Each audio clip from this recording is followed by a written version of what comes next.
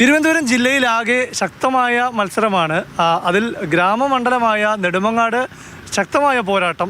LDF സ്ഥാനാർത്ഥി മന്ത്രി GR Anil നമുക്കൊപ്പം ഉണ്ട്. കഴിഞ്ഞ തവണ വമ്പം ഭൂരിപക്ഷമായിരുന്നു. ഇത്തവണ ആ ഭൂരിപക്ഷം കൂടുമോ? ആ ഭൂരിപക്ഷമൊക്കെ കടന്നു പോവും.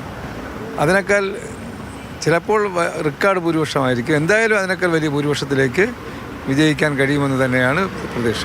UDF സ്ഥാനാർത്ഥിയായി ഇത്തവണ മത്സരിച്ച മീനാങ്കൽ കുമാർ പഴയ സഹപ്രവർത്തകരാണ്. BJP പക്ഷേ ഇത്തവണ രണ്ടാം സ്ഥാനത്തേക്കൊക്കെ എത്തുമെന്ന് പറയുന്നു. അങ്ങനെ ഒരു സാഹചര്യം ഉണ്ടോ നെടുമങ്ങാട്? രണ്ടുപേർക്കും നല്ല പ്രചരണത്തിൽ മുന്നിൽ വരാൻ കഴിഞ്ഞിട്ടുണ്ട്. BJP സ്ഥാനാർത്ഥി എന്നെക്കാൾ കൂടുതൽ പ്രചരണത്തിൽ വന്നു എന്നാണ് എനിക്ക് കണക്കാക്കാൻ കഴിഞ്ഞത്. എങ്കിലും മൂന്നാം സ്ഥാനത്ത് തന്നെയായിരിക്കും അവരുടെ സ്ഥാനം. UDF അനുകൂലമായിട്ടുള്ള ഒരു വർത്തമാനമാണല്ലോ പൊതുവിൽ മാധ്യമങ്ങളിലൂടെ കേൾക്കുന്നത്. അതുകൊണ്ട് UDF ശക്തിയെ കുറച്ച് കാണാൻ നമുക്ക് കഴിയില്ല. UDF രണ്ടാം സ്ഥാനത്ത് തന്നെ അവിടെ മത്സരരംഗത്ത് ഞങ്ങൾ തമ്മിൽ തന്നെയാണ് മത്സരം എന്നുള്ളത് ഉറപ്പാണ്. ഇത്തവണ തിരുവനന്തപുരത്തെ LDF ഒരു പൊസിഷൻ എങ്ങനെയായിരിക്കും? 14-ൽ എത്ര?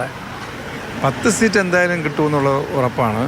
അതിന് താഴേക്ക് വരാൻ സാധ്യതയില്ല. 9-10 സീറ്റ് LDF ഉറപ്പായിട്ടും ഉണ്ടാകും. വലിയ ആത്മവിശ്വാസമാണ്. തിരുവനന്തപുരം ജില്ലയിലെ മണ്ഡലങ്ങളിൽ ഏറ്റവും ആത്മവിശ്വാസത്തോടെ ഇലക്ഷന് ശേഷവും ഇലക്ഷന് മുമ്പും സംസാരിച്ചത് മന്ത്രി GR അനിലാണ്. ആ ആത്മവിശ്വാസം അദ്ദേഹം ഇപ്പോഴും തുടരുകയാണ്. ക്യാമറ സജീവമാനൊപ്പം പ്രശാന്ത് കൃഷ്ണ, മാതൃഭൂമി ന്യൂസ്, തിരുവനന്തപുരം.